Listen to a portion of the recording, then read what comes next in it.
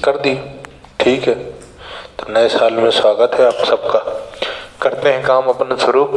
Measures of dispersion, measures of dispersion, shortcut में इसको बोलेंगे एमओडी, ठीक है। तो बहुत बहुत स्वागत है आपका मेरे YouTube चैनल में, है ना। शुरू कर दें। मेजर्स ऑफ डिस्पर्सन, मेजर मतलब नापना, है ना। डिस्पर्सन का क्या मतलब है? देखो, डिस्पर्सन का मतलब ये है, जैसे आपके पास ये यहां से वहां तक ऑब्जर्वेशंस है ना। अब ये जो एवरेज है, एवरेज, इस एवरेज से फैलाव कितनी दूर है? डिस्पर्सन मतलब होता है फैलाव, कितनी दूर है। यहां से वैल्यूज कहां तक वेरी कर रही हैं और यहां से कहां तक वेरी कर रही हैं, ये कहलाता है डिस्पर्सन। यूं कहो कि डिस्पर्सन एक एक्सटेंट है।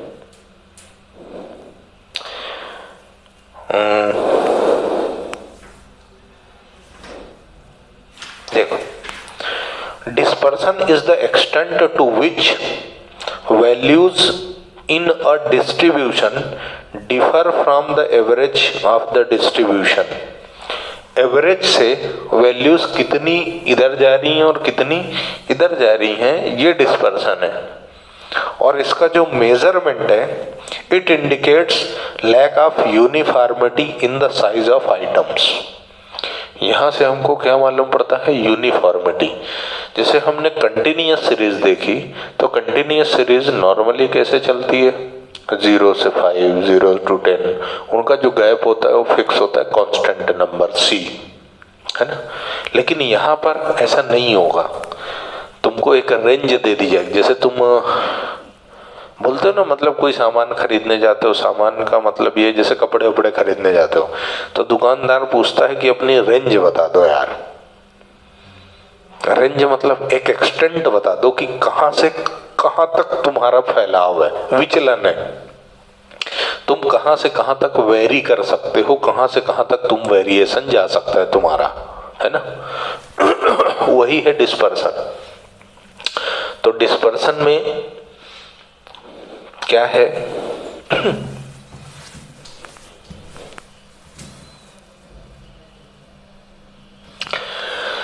जैसे नेशनल इनकम होती है, एनडीपी, जीडीपी वगैरह सुना होगा ना। जीडीपी हमारे देश की कम हो गई, इसके लिए हालांकि 12th क्लास में पूरा चैप्टर है इसके वैल्यूएशन का, कि जीडीपी का वैल्यूएशन कैसे होता है। लेकिन आपने पढ़ रखा है मेजरमेंट ऑफ नेशनल इनकम, ठीक है। समझ में आया नहीं आया फिर भी समझते हैं अपन, है ना। अपन दो को थोड़ा सा कम आएगा पर ठीक है। देखो, जैसे एवरेज क्या है, जब आप एवरेज का कैलकुलेशन करोगे तो एवरेज इनकम, तो नेशनल इनकम का कैलकुलेशन जब होता है तो एवरेज इनकम हमको सब मालूम पड़ जाती है। किसकी वजह से? एवरेज की वजह से, कि ऑन एन एवरेज हम इतना कमा लेते हैं। लेकिन उसमें और भी चीजें होती हैं, जैसे इनइक्वालिटी या डिस्ट्रीब्यूशन लेवल ऑफ इनकम, कि किस एरिया में इनकम ज्यादा है, किस एरिया में कम है, किनकी इनकम ज्यादा है, किनकी कम है। ये जो अनइक्वालिटी ऑफ इनकम है, इसका मेजरमेंट कैसे होता है? इसके मेजरमेंट के लिए लगता है डिस्पर्सन, ये कहलाता है डिस्पर्सन, है ना। जो इनइक्वालिटी आई, इनइक्वालिटी कैसे कैलकुलेट हुई? डिस्पर्सन की वजह से कैलकुलेट होती है, ठीक है। चलते हैं अपन आगे। तो डिस्पर्सन एब्सोल्यूट मेजर है या रिलेटिव मेजर है? दोनों मेजरमेंट करता है। ये एब्सोल्यूट मेजरमेंट भी करता है, और एब्सोल्यूट मेजर का क्या मतलब होता है?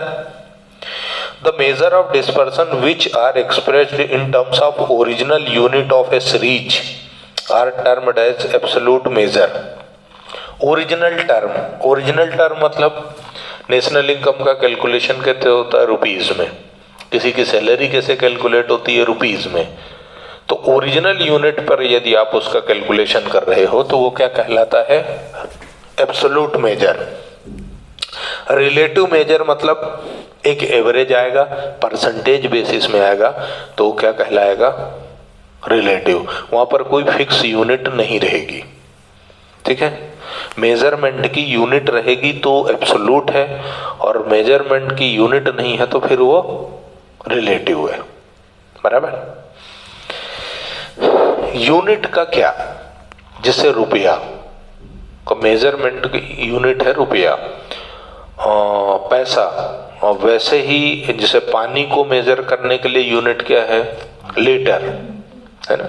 हाइट नापने के लिए सेंटीमीटर, फीट, ऐसा होता है ना, ये यूनिट्स हैं। तो दो मेजरमेंट कहाँ पे होते हैं, डिस्पर्सन में। अच्छा, डिस्पर्सन का ऑब्जेक्टिव क्या है, क्यों डिस्पर्सन, जब तुम्हारा भाई मेजर्स ऑफ सेंट्रल टेंडेंसी तुमने लगाया, मीन मीडियन मोड लगाया, तो उससे भी एक एवरेज वैल्यूएशन तो हो गया तुम्हारा। फिर तुम और एक्यूरेसी यदि तुमको चाहिए, सबसे ज्यादा एक्यूरेसी चाहिए, तो एवरेज का कैलकुलेशन शुरू होता है मीन से, मीन के बाद मीडियन, मीडियन के बाद मोड, मोड सबसे एक्यूरेट होता है among all the three of mean median mode में, सबसे एक्यूरेट जो मेजरमेंट देता है वो मोड देता है। लेकिन और एक्यूरेसी चाहिए तो तुम्हें और आगे जाना पड़ेगा, रेंज, मतलब और आगे जाओगे तो फिर उस जब आगे बढ़ोगे तो वहां जो मेजरमेंट होगा वो क्या कहलाता है, मेजर्स ऑफ डिस्पर्सन, एमओडी। अब यहाँ पर दो तरीके से मेजरमेंट होते हैं, एक होता है क्या, एब्सोल्यूट, और एक होता है रिलेटिव। एक क्या होता है, एब्सोल्यूट, और एक क्या होता है, रिलेटिव। तो इसमें दो मेजरमेंट है, एक एब्सोल्यूट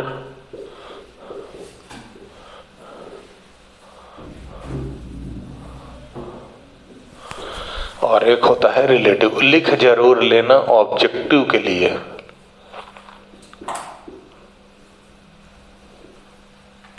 है ना। चलो,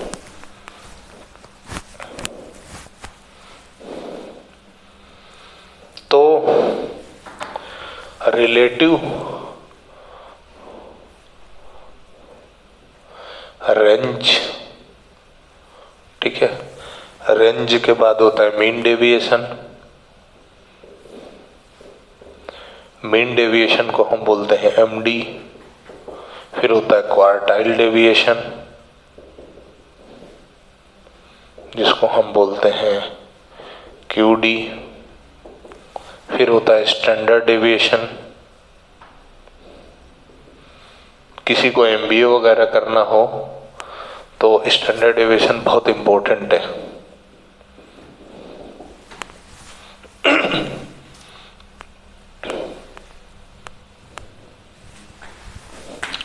और फिर होता है लॉरेंज, लॉरेंज कर्व। 1 2 3 4 5। और यहाँ पर रिलेटिव मेजर में होता है coefficient of range, coefficient of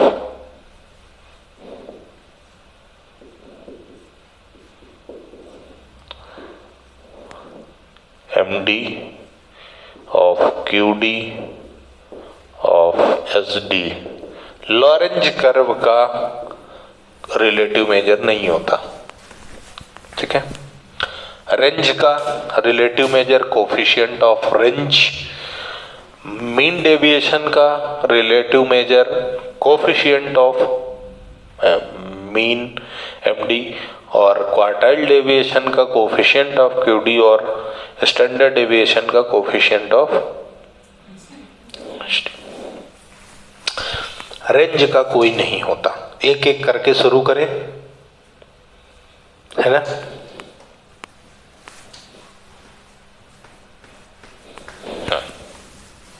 हटा दूं,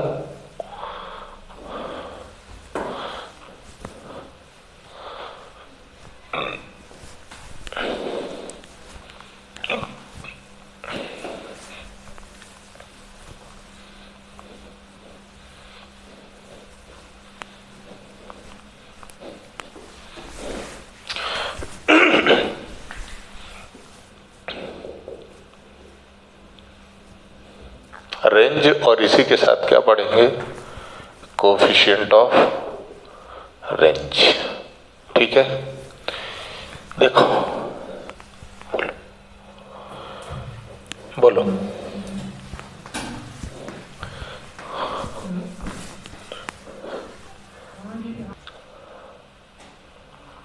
अब अपन शुरू करते हैं रेंज और कोफिशिएंट ऑफ रेंज। तो मैं तुमसे ये पूछ रहा था कि तुमने एमओसीटी में 3 सीरीज पढ़ी, इंडिविजुअल, डिस्क्रीट और कंटिन्यूअस। तीनों सीरीज यहाँ काम आएंगी, यहाँ पर भी तीनों सीरीज रहेंगी। तीनों सीरीज के जैसे वहाँ फार्मूले अलग अलग हो जाते थे, ऐसे ही यहाँ पर भी हो सकता है फार्मूले अलग अलग हो जाएं, है ना। बट ये वाला जो मेजरमेंट है, यहाँ पर कोई सी भी सीरीज हो, फार्मूला यही है। क्या फार्मूला है? रेंज का फार्मूला है हाईएस्ट माइनस लोएस्ट, या यूं कहो कि हायर माइनस लोअर, कुछ भी कह सकते हो, तुम्हारी जो इच्छा हो। सर इसमें तो हमको मजा नहीं आ रहा है, तो ऐसा लिख दो, largest item minus smallest item.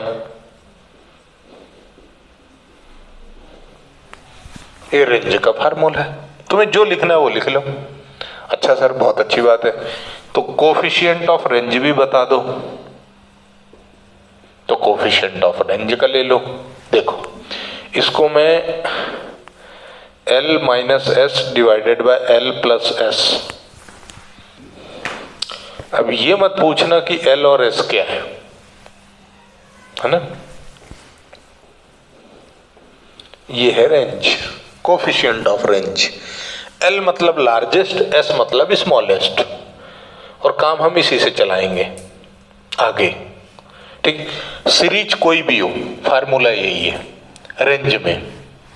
Range में कोई भी सीरीज हो, चाहे इंडिविजुअल हो, चाहे डिस्क्रीट हो, चाहे जोन से भी हो, फार्मूला यही है, मतलब यही है। तो सर रेंज एग्जाम में पूछता होगा क्या? नहीं पूछता, बहुत रेयर चांस है कि पढ़ा क्यों रहे हो, फीस पूरी लिए ना। चल देखते हैं ना। तो range is a measure of absolute dispersion. It can not be usefully employed to compare the variability of two distributions expressed in different units। इसका मतलब क्या है कि रेंज को आप सिर्फ और सिर्फ तब इस्तेमाल कर सकते हो जब आपके मेजरमेंट की यूनिट सेम हो। डिफरेंट यूनिट्स पर आप रेंज का इस्तेमाल नहीं कर सकते, है ना। यदि दो आइटम ऐसे हैं जिनकी यूनिट्स अलग अलग है, तो उनके बीच में कोई कंपैरिजन नहीं हो सकता रेंज के थ्रू। अब कोफिशिएंट ऑफ रेंज क्या है? तो कोफिशिएंट ऑफ रेंज रेशो है, रेशो बिटवीन क्या? बिटवीन टू एक्सट्रीम आइटम्स, मतलब लार्जेस्ट माइनस स्मॉलेस्ट, है ना, of the distribution to their sum. यानी ये क्या है?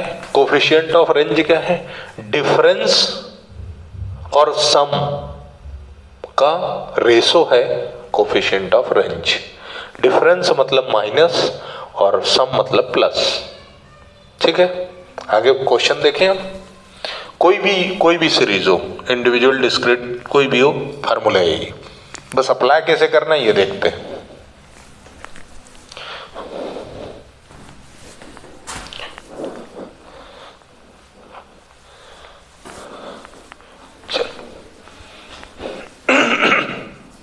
क्वेश्चन शुरू करें ना। चल देखो, एग्जाम्पल नंबर 1 बोलो, वैल्यूज बोलो, कुछ नंबर।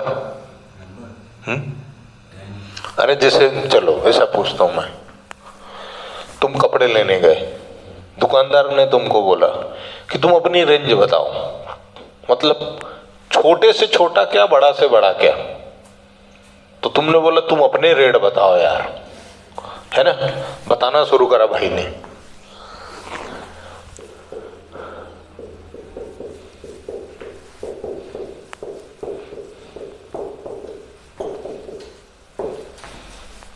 और ले लें।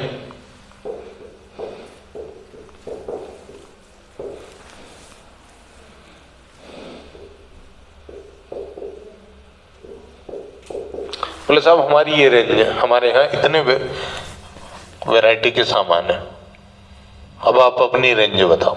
तो रेंज कैसे निकालोगे? अच्छा ये सीरीज कौन सी है, कौन सी सीरीज है ये? इंडिविजुअल है। क्यों, किसे मालूम पड़ा?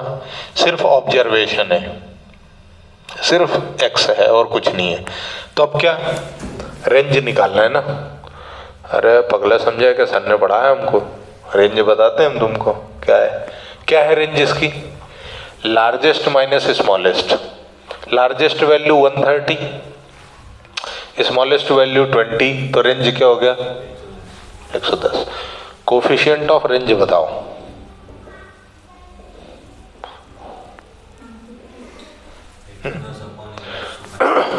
तो smallest minus lowest divided by smallest plus lowest.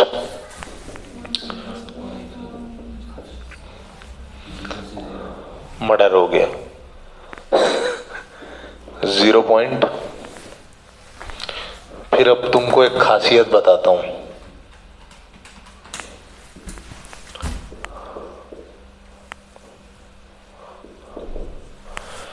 Coefficient की वैल्यू कभी भी 1 से ज्यादा नहीं आएगी, ये ध्यान रखना। कोफिशिएंट की वैल्यू हमेशा डेसिमल में आएगी। मतलब तुम कभी निकाल लो 1 या उससे ज्यादा, तो तुम समझ जाना कि तुमने एक नई खोज कर ली है। कोफिशिएंट की वैल्यू कभी भी 0 से बड़ी नहीं होगी, हमेशा डेसिमल में आएगी। 1 से बड़ी कभी भी नहीं हो सकती। क्यों?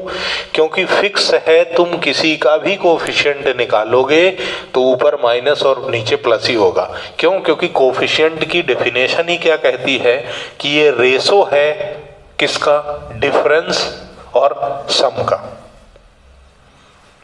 ठीक है, आगे बढ़े। इसके लिए याद रखना ये हो गया। अभी इसमें कुछ और प्रैक्टिस करना है क्या? मतलब बहुत टफ चीज है ये।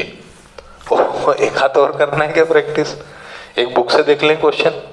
चल बुक से देख लेते हैं। ये तो क्लियर है। मतलब अपन का बहुत भारी कॉन्सेप्ट पढ़ रहे हैं आज। रेंज देख, एग्जाम्पल नंबर 2 बुक से देख लेते हैं अब। The following data represents the marks of 10 student। 10 student है और उनका मार्क्स दिया है 20 मार्क्स। मार्क्स गिवन है 20, 24, 22, 40, 30, 35, सही लिख रहा था ना? 35, 59, 55, 25,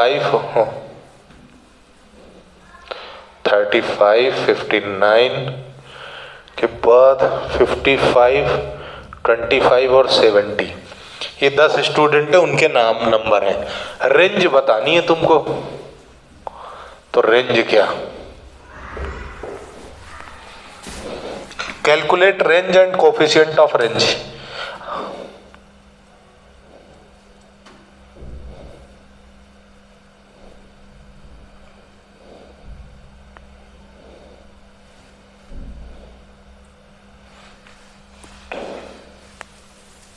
बताओ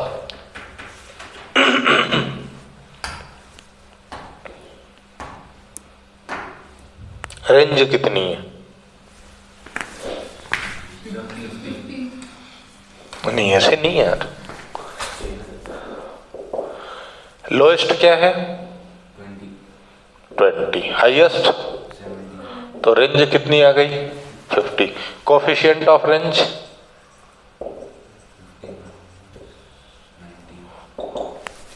70 minus 20 divided by 70 plus 20, that is 50 by 90।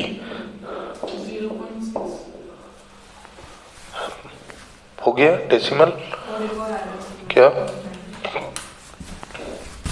एक बात बताऊं, बुरा मत मानना आप लोग, किसी भी डिजिट को किसी भी सिंगल डिजिट को 9 से डिवाइड करोगे तो जिस सिंगल डिजिट को डिवाइड किया ना पॉइंट में वही आंसर आएगा।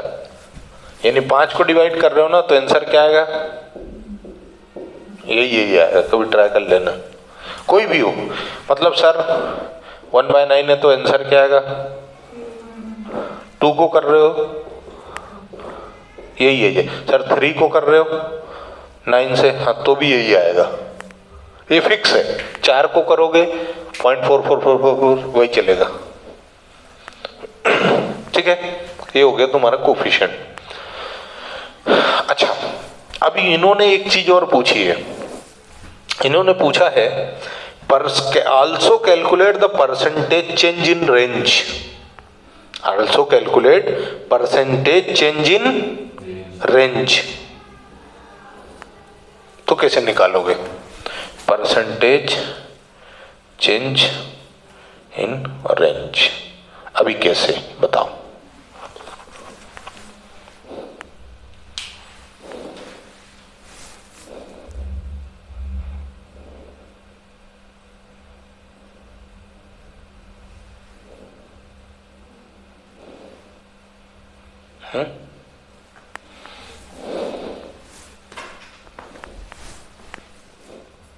ओके, एक कंडीशन और दी है, चला लाइन बदल देते हैं। इफ द मैक्सिमम, आगे इन्होंने बोला कि यदि ये वाली जो वैल्यू है ना इसको हटा दिया जाए। अब तुम्हें बताना है परसेंटेज चेंज इन रेंज। तो देखो, अब इसको कैलकुलेशन के लिए तुम्हें न्यू रेंज लेनी पड़ेगी। न्यू रेंज क्या है? हाईएस्ट वैल्यू क्या है? 59 माइनस 20 तो कितना आया? 39 है ना। अब परसेंटेज चेंज कैसे निकालोगे? तो 50 minus 39 divided by original into 100, 11/50 into 100 तो परसेंटेज में आ जाएगा। कितना? इससे काट दिया तो 2 गया, 22%। क्या बोला था उन्होंने कि जो तुम्हारी मैक्सिमम वैल्यू थी ना इसको हटा दो, उसके बाद तुम क्या बताओ, परसेंटेज चेंज इन रेंज। तो उसके लिए क्या करना पड़ेगा, तुम्हें नई रेंज निकालनी पड़ेगी और फिर उस नई रेंज और पुरानी रेंज का difference divided by original range into 100 तो परसेंटेज चेंज इन रेंज आ जाएगा। ऐसा इन्होंने ज्ञान की दुकान बताई अपने को। अपन आगे चले डिस्क्रीट सीरीज में ना। ऐसा कोई खास काम नहीं था यहाँ पे।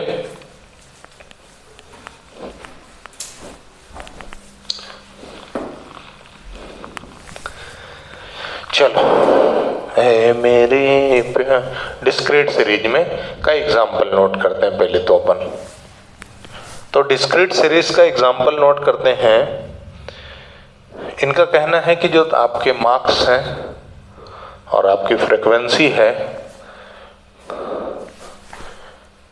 आइटम्स लिखा, आइटम्स ये हैं 3, 4, 5, 6, 7, 8, 9 और 10। और इनका जो फ्रीक्वेंसी है वो ये क्या है, 35 दिखता कम है साला, 30, 20, 10, 6, 3, 2, 1। अब तुमको क्या निकालना है, रेंज। बताओ रेंज क्या है?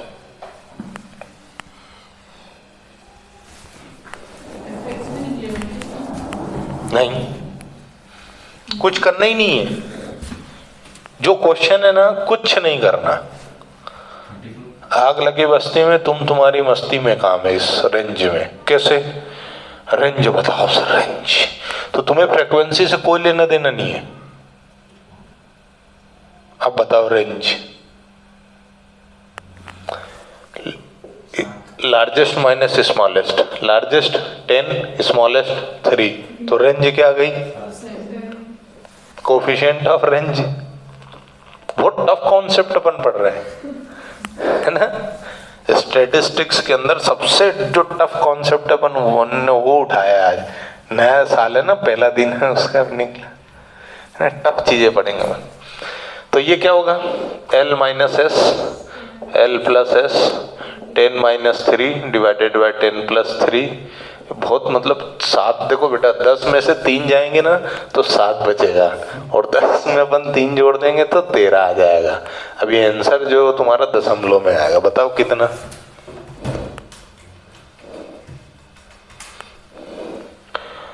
5, 3, 8। डीकेसी दुश्मन की चाल ही नहीं तो फिर यदि फ्रीक्वेंसी नहीं देंगे तो सीरीज डिस्क्रीट नहीं हो पाएगी ना। मतलब बिगेस्ट, देखो सिंपल चीजें कई बार टफ हो जाती, मतलब मैं उसमें बता रहा हूं तुमको मेरी कहानी। बीकॉम सेकेंड ईयर, यही स्टैटिस्टिक्स, यही पेपर।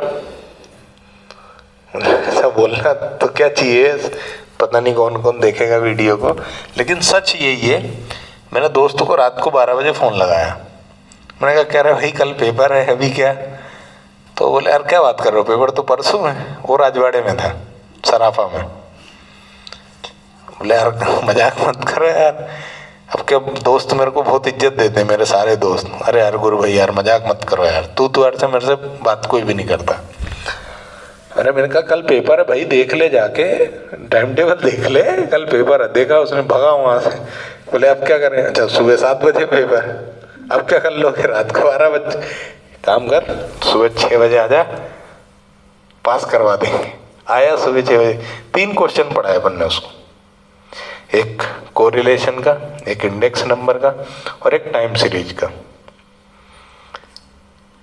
वही तीनों क्वेश्चन पेपर में थे। उसको 50 में से 21 नंबर आए, मेरे को 5 नंबर आए। वही 3 क्वेश्चन जो अपन ने पढ़े थे सुबह 6 बजे। ये लाइफ का वो है ना। कई बार सिंपल चीजें जो होती, मतलब पढ़ाया ही अपन, अपने को मालूम था पेपर में यही आएगा, किसी ने नहीं बताया था, है? हाँ, तो वही मेरे को हंसी आ रही थी, वो भी हंस रहा था, मैं भी हंस रहा था। रिजल्ट देख मेरे को 21, तुमको 5, हाउ इट इज पॉसिबल? ये 0 लगाना रह गया क्या इससे पीछे है? अरे मैंने कहा नहीं, 0 इसने आगे लगाया। हम मजे ले मेरे को। फिर मैंने सप्लीमेंट्री ने दी, मैंने रिपीट किया सेकंड ईयर। मैंने कहा साला क्या यार लाइफ, अपने कुछ नहीं आता, मन कचरा। 2 थे वो, मतलब 2 थे, एक को 21 आए और एक को 23 आए, और मेरे को 5।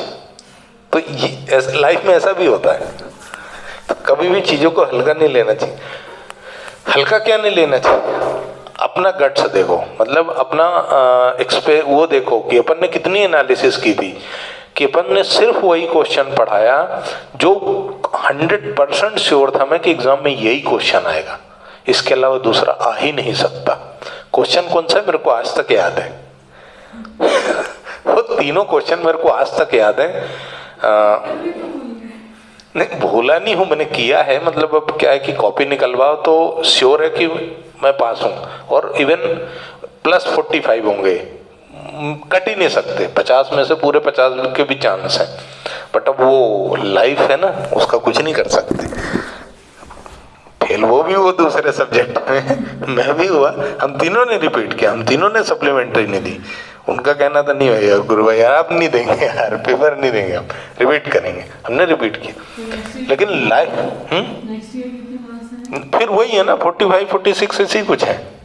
तो उसमें तो डाउट ही, फिर अपन ने पढ़ा ही नहीं ना मैंने पढ़ा ना उन्होंने पढ़ा, बस वो उतना ही। फिर तो अपन पढ़ा ही रहते ना। तो ऐसा भी होता है, मेरा एक्सपीरियंस था। क्यों, मैंने फर्स्ट ईयर में था तभी मैंने पढ़ाया था सेकंड ईयर, तो मेरे ने पूरा वो कर लिया था, एनालिसिस कर ली कि हो भैया सेकंड ईयर में ये पेपर आता है। पहले एनुअल एग्जाम होती थी, तो ये लाइफ का वाकया है मेरे। एनुअल, हाँ हाँ, बीच में सेमेस्टर आ गया था।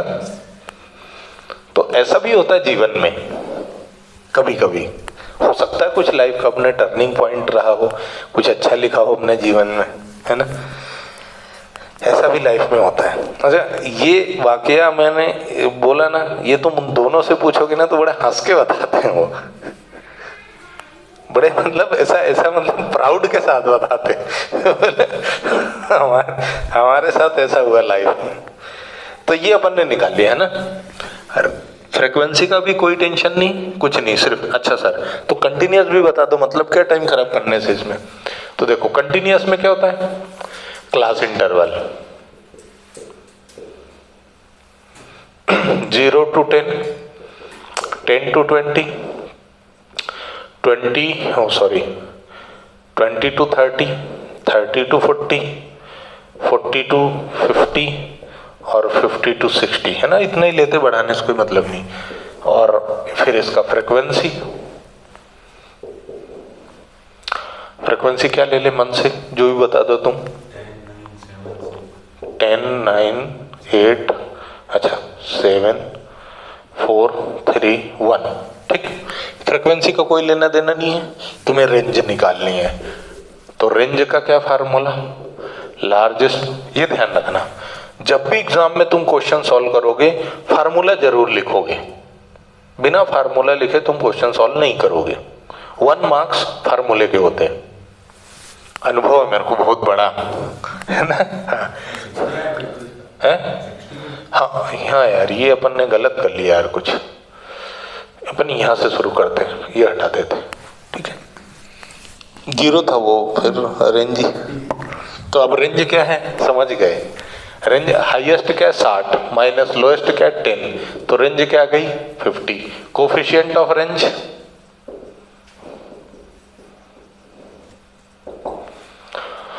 -60 डिवाइडेड बाय, अच्छा इसका भी पहले फार्मूला लिखना है फिर क्वेश्चन सॉल्व करना है। 60 प्लस 10, 50 बाई 70, 0.7, ये रेंज है ना। खत्म करें इसको, कोई मतलब नहीं था इसमें, है ना। तुम लोग भी समझ गए ना सर। तो इसमें क्वेश्चन कंटीन्यूअस वाली में 0 से नहीं आ सकते, 0 से नहीं आ सकते क्वेश्चन? नहीं आ सकता ना, कहीं से भी आ सकता, 0 से डायरेक्ट। हाँ हाँ बिल्कुल, यहाँ से 0 to 10 भी अपन ले सकते थे, ऐसा कुछ नहीं है। रेंज तो रेंज है, तो इस केस में तुम्हारा रेंज क्या हो जाएगा 60 माइनस 0, यानी रेंज तुम्हारी 60 क्वेश्चन, हाँ। और कोफिशिएंट ऑफ रेंज 60 बाय 60, 1, तो 0 0 हो गया ना, मतलब नहीं, इसीलिए 1 से बड़ा नहीं होता रेंज कोफिशिएंट, है ना, क्योंकि रेंज हो सकता है स्मॉलेस्ट वैल्यू तुम्हारी 0 हो, इस वजह से, ठीक है बराबर। तो चलो देखते हैं। तो मेरिट्स, रेंज की मेरिट्स क्या हैं? रेंज की मेरिट्स हैं simple to understand and easy to calculate. बहुत आसान है ये, तो अपन ने ऑब्जर्वेशन है अपनी ये कि रेंज का कैलकुलेशन बहुत सिंपल है और कैलकुलेशन बहुत आसान है। उसके बाद क्या है, क्विक मेजरमेंट है, बहुत जल्द निकाल लेते हो रेंज। उसके बाद क्या है, ब्रॉड पिक्चर देता है, बड़ी वैल्यूज देता है ना, छोटी छोटी वैल्यूज नहीं देता। कुछ डिमेरिट्स हैं इसकी, डिमेरिट्स यानी डिसएडवांटेजेस हैं। क्या है, ऑल ऑब्जर्वेशंस यानी सारी ऑब्जर्वेशंस को कंसीडर नहीं करता। करता है क्या, सिर्फ 2, सबसे बड़ी सबसे छोटी बस, है ना। तो बीच में क्या, असली डेविएशन तो वही होता है ना। उसके बाद affected much by fluctuations of sampling, यदि आपने सैंपल साइज गलत सेलेक्ट कर लिया तो फिर आपका जो मेजरमेंट है वो फ्लक्चुएट होगा, बहुत ज़्यादा वेरिएशन होगा, डेविएशन यानी डिस्पर्सन बहुत ज़्यादा हो जाएगा। उसके बाद does not give any idea about pattern of distribution, किस तरह का डिस्ट्रीब्यूशन है उसका पैटर्न नहीं बताता ये। क्यों, क्योंकि तुम देख लो कोई सी भी सीरीज हो, फ्रिक्वेंसी से कोई लेना देना नहीं है, वैल्यू छोटी वैल्यू उठाओ, बड़ी वैल्यू उठाओ, बस काम खत्म। Can not be calculated in open ended distribution, यानी वो बिलो, ओवर, लेस ये वाला होता है ना, वहां पे ये काम नहीं आएगा, है ना, वो सीरीज में ये काम नहीं आएगा। अच्छा, अब क्या यूज, इसका यूज कहां कहां कर सकते हो? तो useful measures to study fluctuations, fluctuation से निकालना हो तो रेंज निकाली जा सकती कि फ्लक्चुएशन कहां से कहां तक हो सकता है, कितना फ्लक्चुएशन हो सकता है जब वैल्यूज बहुत ज्यादा चेंज हो रही हो। तो जैसे किसी भी दुकान में जाते हो तो बहुत वैरायटी ऑफ प्रोडक्ट होते हैं और उनका price variety of number of होता है, प्राइस बहुत मतलब वेरिएटेड प्राइस होता है किसी भी चीज का, है ना। किसी भी दुकान पे जाते हो तो प्राइस वेरिएशन होता है, तो इसीलिए आपसे वो क्या पूछता है हमेशा, भाई आपकी रेंज क्या है, तो उसी रेंज पर वो जाएगा। नहीं तो फिर वो जीरो से शुरू करके कहाँ तक का सामान दिखाएगा, टाइम वेस्ट होगा। लेना तो एक दो ही चीजें, है ना, ऐसा। Useful measure of variation in daily life, daily life यानी रूटीन लाइफ के लिए रेंज काम की चीज है, स्पेशल केसेस में रेंज काम की चीज नहीं है। Helps in preparing quality control charts, हाँ क्वालिटी कंट्रोल चार्ट इससे बना सकते हो, क्योंकि ये एक आपको ये एक आइडिया तो दे ही देता है कि हाँ हमारी वैल्यूज इसके बीच में है, फ्लक्चुएशंस इतना है, इससे ज़्यादा वेरिएट नहीं होगी। उसके बाद used by meteorological department in forecasting weather, मौसम विभाग वाला जानकारी सही क्यों नहीं देता, समझ लेना, वो रेंज का इस्तेमाल करता है ना। जब वो बोलता है बारिश होगी तो धूप निकलती है, धूप बोलता है तो बारिश होती है, कई बार यही होता है ना हमेशा यही होता है, मौसम विभाग की जानकारियां सही नहीं निकलती नहीं निकलती थी, क्यों नहीं निकलती, क्योंकि वो रेंज का इस्तेमाल करते हैं। ठीक है, तो इसी हंसी खुशी भरे माहौल में हम खत्म करते हैं कि ये पूरा रेंज कंप्लीट है। अब हम क्वार्टाइल डेविएशन पढ़ेंगे और उसके लिए मिलेंगे हम अगले भाग में। धन्यवाद।